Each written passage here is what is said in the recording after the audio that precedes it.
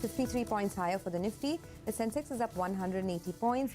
The Nifty, though, has given up its early morning gains, has moved into the red terrain. 115-point downtick on the Nifty, and that's almost a 300-point downtick that we are seeing from the top today.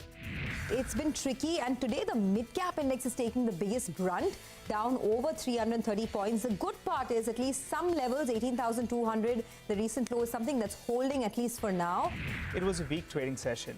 The Nifty ends close to around that 18,200 odd mark, and from the frontline index itself, well, the day belonged to the Pharma name.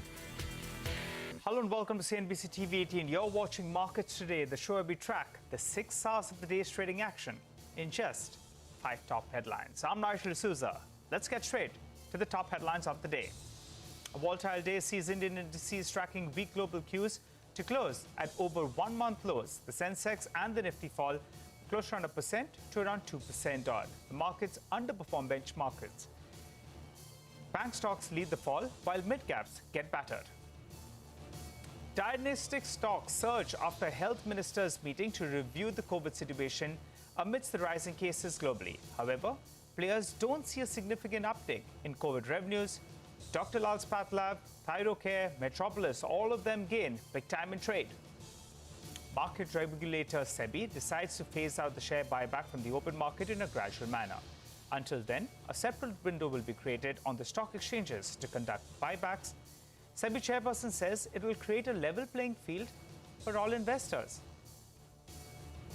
Shyam Metallics gains 3% after it acquires the stainless steel maker Mittal Corp and draws up big capex plans. Meanwhile, Uno Minda closes flat after gaining a trade on the back of a technology alliance with Ascent Tech of Korea to develop wheel speed sensors in India.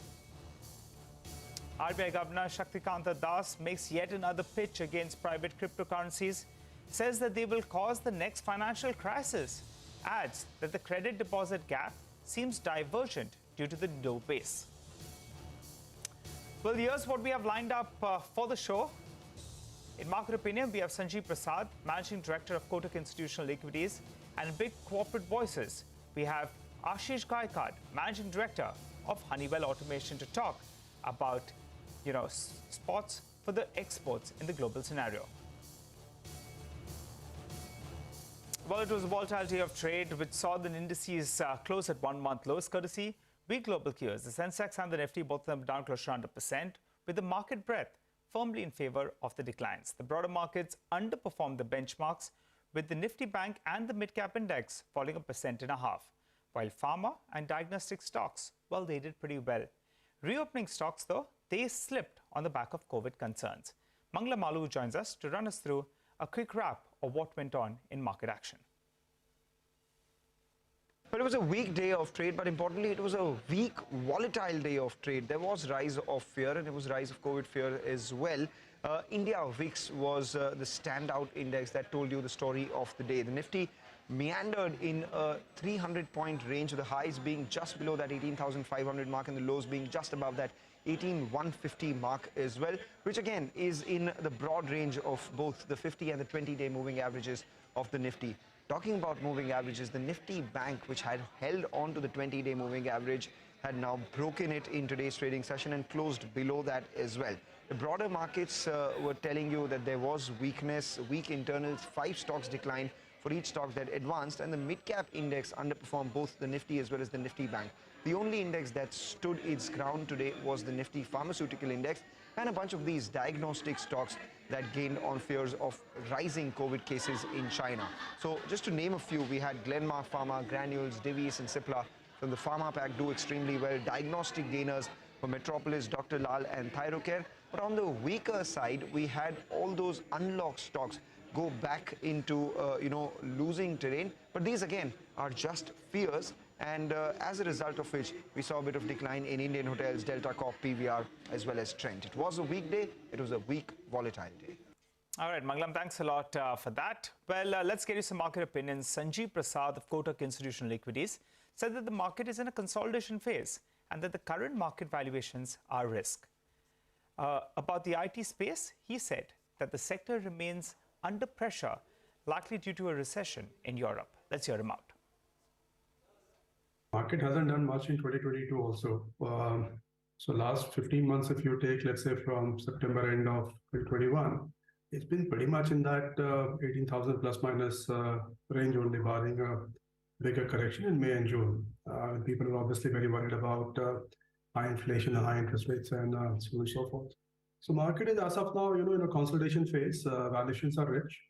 And the second thing which we have to figure out is, how long do the central banks, including the RBI, hold interest rates? So as of now, we're getting some comfort on the fact that inflation seems to have peaked in some countries, peaking in others. So hopefully, as far as the actual central banks are concerned, we are probably reaching terminal or peak rates as far as the current monetary cycle is concerned.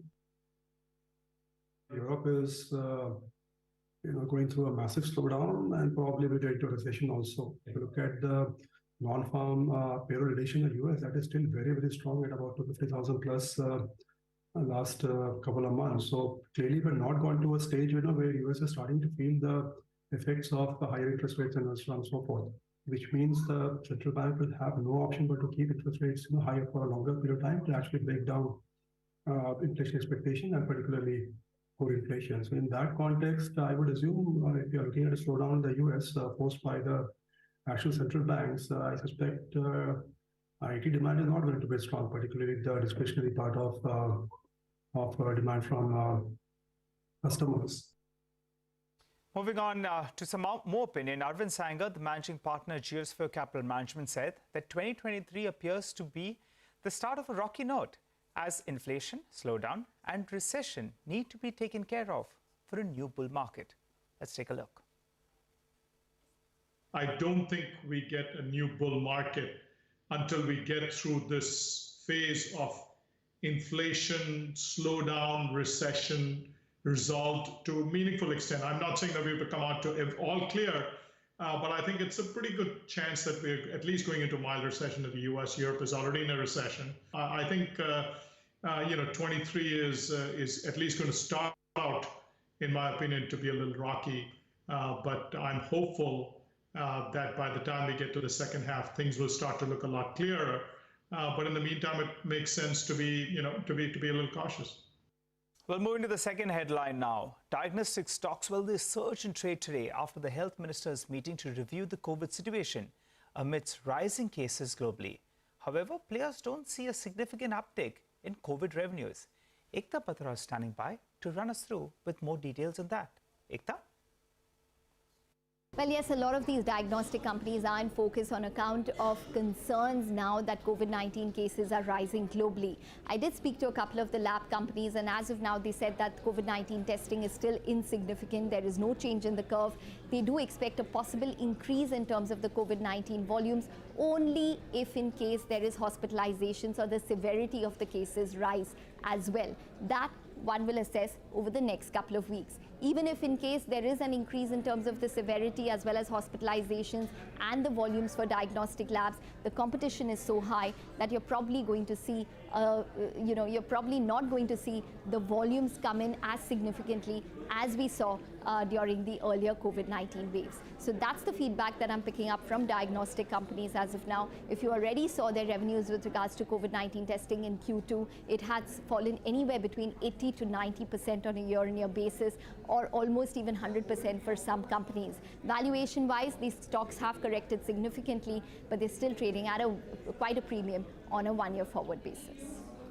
All right, Ekta, thanks a lot for that. Well, staying with this piece, the prices of active pharmaceutical ingredients, or API from China, have risen in the last 2 weeks by around 12 to around 25%. This according to media reports that say that the rise has been triggered by an uptick in the number of cases in China. Ekta, coming back to you once again with the likely impact for API companies. Well, yes, there is an ET report which has indicated that the price of APIs from China have risen in the last 2 weeks anywhere between 12 to 25%. Now, one of the reasons is that China is reducing exports as domestic demand and consumption has risen due to COVID-19. Prices of APIs such as paracetamol, azithromycin have increased in the past fortnight. CNBC-TV18 has not verified this report independently, but we did manage to talk to a couple of API as well as pharma companies. IOL Chemicals spoke to us a couple of key points that they indicated was that the likes of ibuprofen and paracetamol API are seeing some amount of shortage in larger geographies where there have been COVID-19 cases rising, such as US as well as China. The shortage is not seen in India as of now. They expect an increase of around 10% in terms of prices in case the shortages do continue. For them in particular, they do have a certificate to export to US, EU as well as Latin America and Middle East, and they could probably benefit in case the shortages do increase or continue, and that would only be assessed in the next couple of weeks. We did speak to a couple of other companies, and their feedback is that as of now there's not a huge disruption in the prices or supplies. It's more likely to be a temporary disruption when it comes to APIs. All right, thanks a lot for that, Ekta. Well, how is the pharma space expected to perform in 2023? Let's hear out what Sanjeev Prasad of Kotak Institutional Equities had to say on pharma stocks. Pharma, honestly, you have to look at it on a more bottom-up basis. They have their own challenges. Many of them, US generic pricing, clearly there is no pricing power. You can make some money as long as you have a new product launch for it and you have some exclusivity around it, but that's about it. So, the stocks which you like in the pharma sector are more the domestic-oriented stocks because, you are seeing decent amount of, growth over there. Most of the at least the domestic part of the pharma company, that seems to be growing at about 10-11%, which is actually quite decent. And that's probably the business which we are much more excited about currently. Well, the third headline now, market regulator SEBI has decided to phase out share buyback from the open market in a gradual manner. Until then, a separate window will be created on the stock exchanges to conduct buybacks. SEBI chairperson has said that it will create a level playing field for all investors. Yash Jain is standing by with all of those details. Yash? Market regulator SEBI in its board meeting yesterday has thrown some important amendments when it comes to the buyback regulations. The big message which came from the board meeting was that the market regulator wants to phase out buyback through open market or stock exchange mechanism completely by April 2025. But in the meantime, regulations there, that is open market buyback, have been made more stringent, like increasing the utilization of amount earmarked for buyback to 75% from the current 50%. Tender route for buyback is the more preferred one for market regulator SEBI, and here some relaxations have come through this particular board meeting. I'll just name a few of them.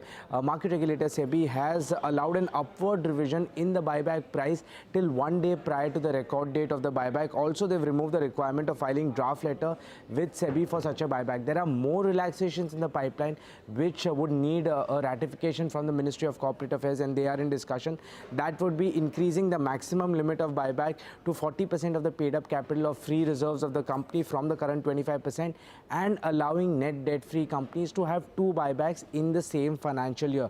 Apart from that, market regulator SEBI also spoke about the delay which has been coming in IPOs after the DRHP has been filed.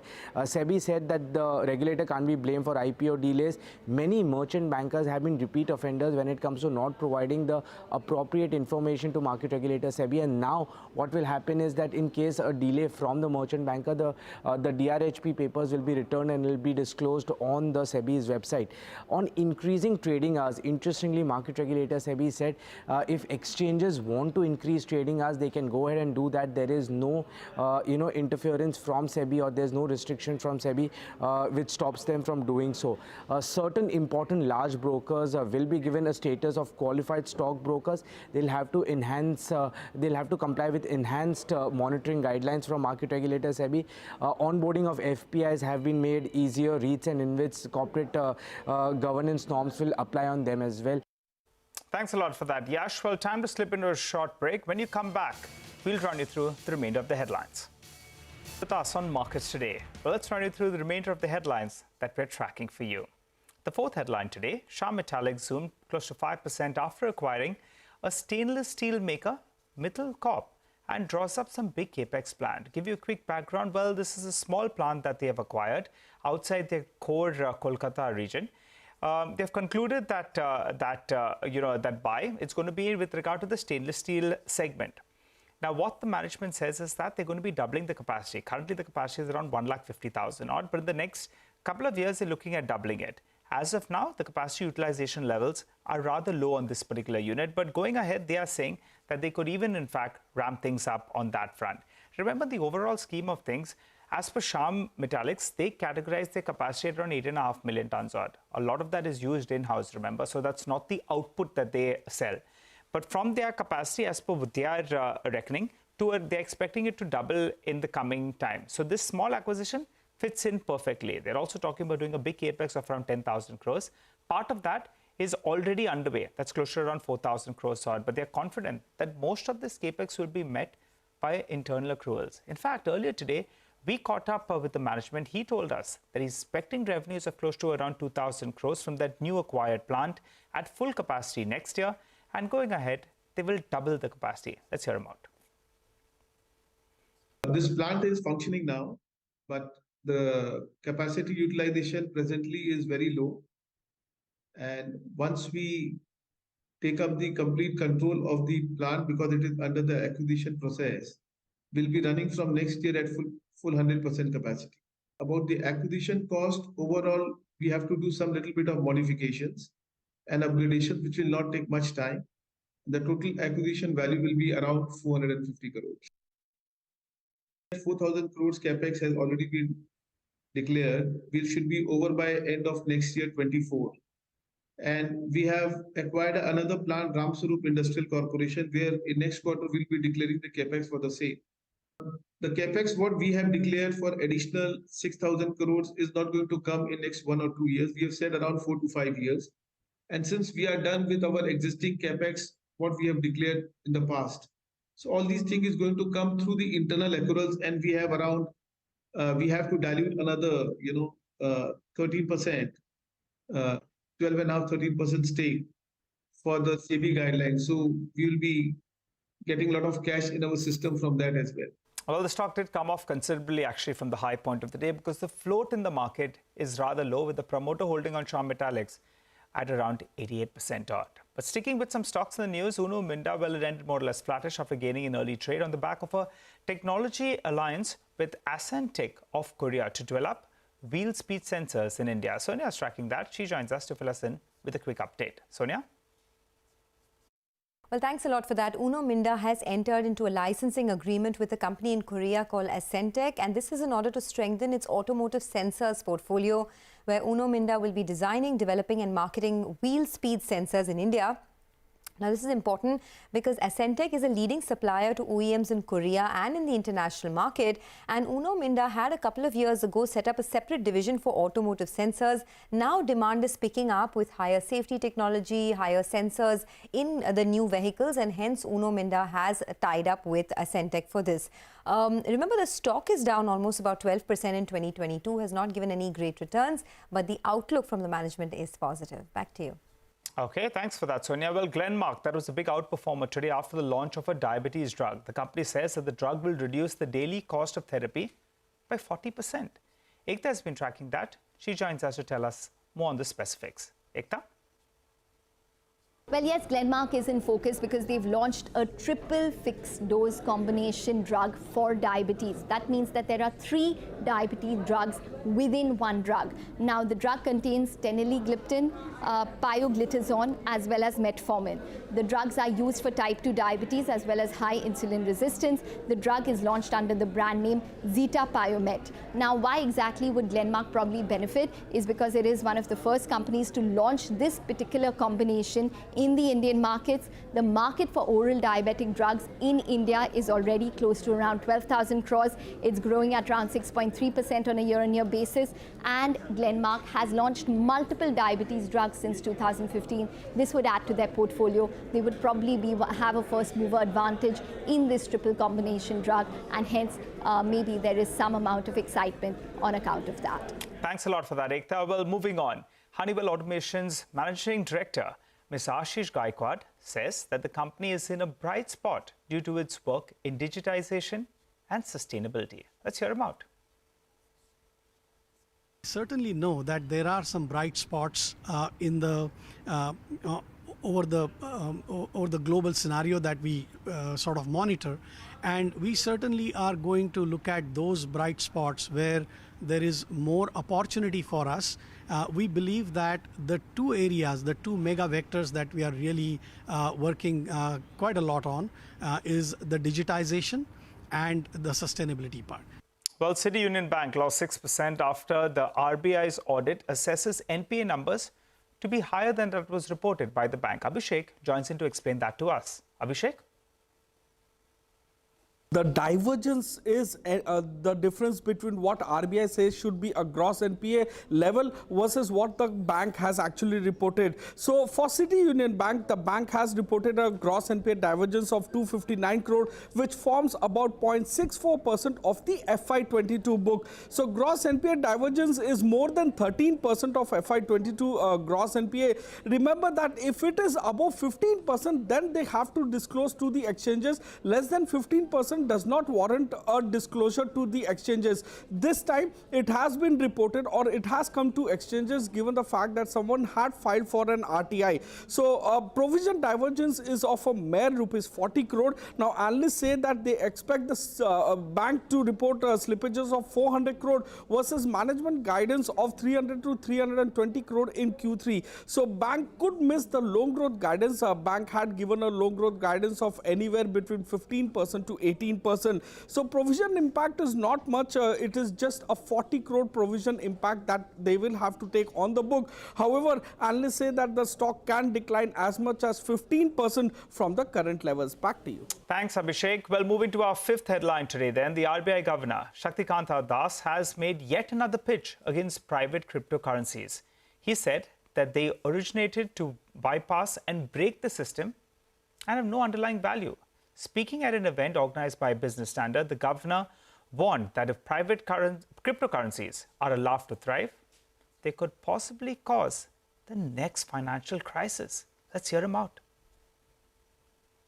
They have absolutely no underlying. And not only that, I am yet to hear any credible argument about what public good or what public purpose it serves. If it is allowed to grow, that if you try to regulate it and allow it to grow, please mark my words, the next financial crisis will come from private cryptocurrencies. The credit growth, 17.5%, that is the latest number as of December 2nd, which we have, I think, published, 17.5% credit growth. That reflects the underlying fundamentals of our economy. The credit growth in the previous 2 years were very, very modest. In the first year of COVID, the credit growth was just about 6% or so. The second year, it was slightly better. So on a low base, and that is the second point, the current 17.5% is on a low base of the previous 2 years. There is a base effect which is also playing its role here. So it's on a low base. And second point, it is reflective of the underlying fundamentals of the economy, and it is also a reflection of the pent-up demand of the pent-up demand for credit of the last 2 years. Europe and other countries, large number of countries are facing, facing a very serious growth slowdown. 6 months ago, the talk of, or 5 months ago, the talk of a global recession was much more intense. Now the expectations built around recession have slightly moderated, but the fear of recession in many parts of the world, or the fact of slowing growth is quite visible in large parts of the world. The tightening of financial conditions world over, all these factors, external factors, will have an impact on the domestic growth scenario. But the underlying economic activity in India continues to be strong. Well, on that note, we'll wrap up on this edition of Markets Today. Thanks so much for watching.